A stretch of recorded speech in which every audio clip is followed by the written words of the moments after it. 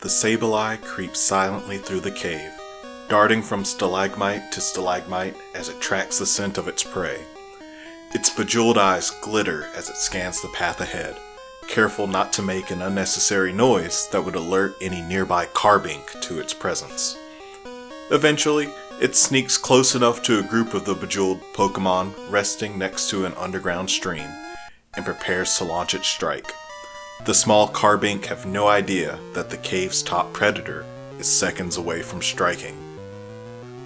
But just as the Sableye begins to spring out of hiding, the ground beneath the carbink violently erupts, with sand, rock, and dirt flying as a large blue figure burrows into their midst from below.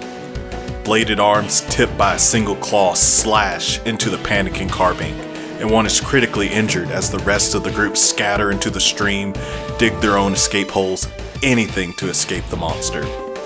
As the dust settles, the Sableye watches in silent envy from its hiding place as Gabite claims its prey.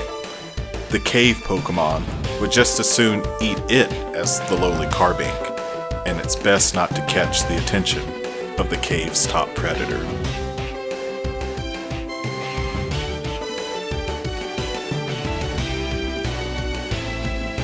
For this episode of The Living Dex, we'll be exploring the ecology of Gible, Gabite, and Garchomp.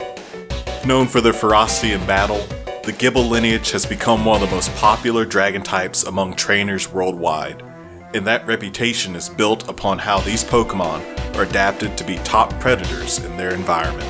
Gible and its evolutionary line are originally from a very tropical environment, but have expanded their range to mountainous areas across many regions.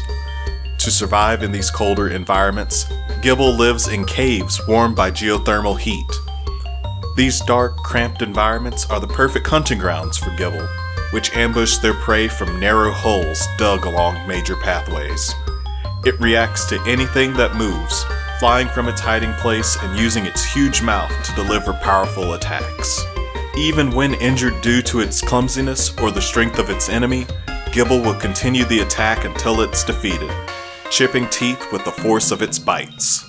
Once its prey has been subdued, it will be dragged back into its lair to be consumed. Despite the large mouth, Gible's stomach is small, so it will feed piecemeal over a long period of time. After evolving, Gabite gains a hunger for more than mere flesh. It begins to crave the gemstones and precious metals found deep in the earth. This instinctual love for sparkly things causes Gabite to continually expand its small Gible-style tunnels in its quest to find gems. Gabite's nest soon becomes a warren of self-dug tunnels, with a treasure hoard somewhere in its midst. And Gabite's passion is not limited to what it digs out of the ground. It regularly hunts down carbink, a small bejeweled Pokémon, to both consume and harvest for their gems.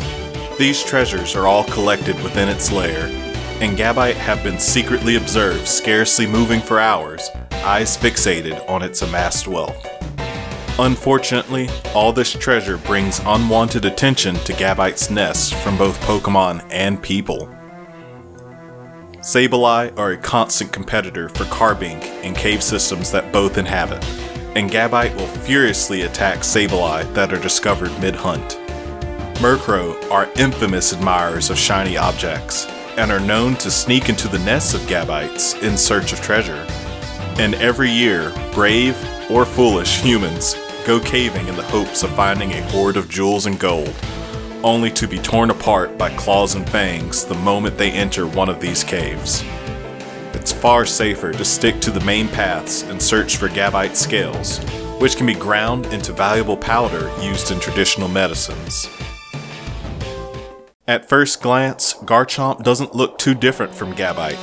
It still retains the blade arms and sonar-emitting horns, though it is a bit taller and nearly twice as heavy. But anyone who has survived an encounter with a Garchomp knows that it is a far more deadly dragon because its bladed arms have another purpose: wings. Garchomp are capable of supersonic flight and use their speed to terrorize the skies around its volcanic home.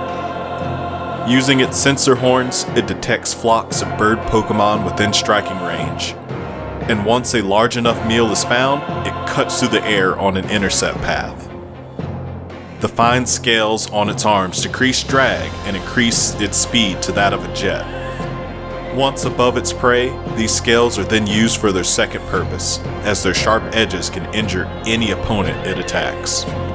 Garchomp will then dive through the flock repeatedly, swallowing multiple birds with each pass until every bird Pokémon is consumed.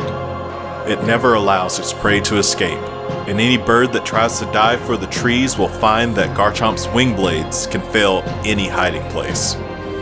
Few top predators can compete with such a powerful foe, though Salamence are known to engage in mid-air battles with Garchomp in competition for control of territory and prey resources. When pressed by a particularly dangerous foe, an enraged Garchomp can gain the ability to Mega Evolve, temporarily melting its vaunted wings into scythes that are strong enough to slice the ground. Garchomp descends into a vicious fury that inevitably leaves its foe in pieces. It should be no surprise that Gible, Gabite, and Garchomp are universally popular and are regarded as pseudo-legendary Pokémon by many. Trainers that are able to put up with Gible's destructive eating habits and Gabite's greed will be well rewarded with a Pokémon so strong that Champion Cynthia of Sinnoh has one as her main companion. If you're looking to fill out your team with a solid Dragon-type Pokémon, you can hardly do better than Garchomp. Just be prepared to pay for any property damage that your Gible may inflict on the way to greatness. Gible, you're causing a whole lot of trouble to a lot of people, see? Don't ever do that again!